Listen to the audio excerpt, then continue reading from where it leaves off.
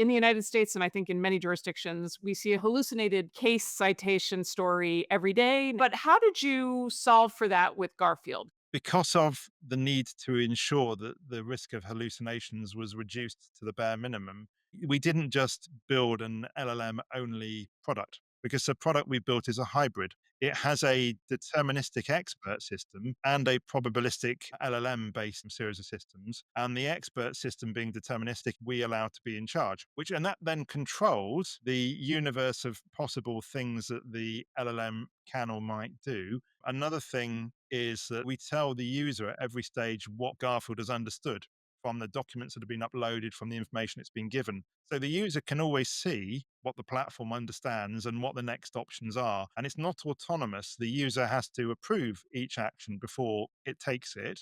At the end of the day, the facts come from the client. The argument and the presentation comes from the lawyer. And so you always need the client to check the facts. And if the user spots that something has been misunderstood, then the user can correct Garfield. We don't take in a user's message and just directly output a response. In fact, there's many LLMs that are constantly in parallel determining how different parts of the claim should be modified based on the user's instructions. And then, like Philip said, all of those modifications are then passed back to the user. So by converting the problem into more of a software problem where you have verifiable data, you can then make sure that we're not hallucinating outputs. And then that coupled with the fact that we are trying to be as transparent to the user as possible, making their lives easier, but also not allowing them to just sort of take their hands off the wheel and assume that everything will be correct.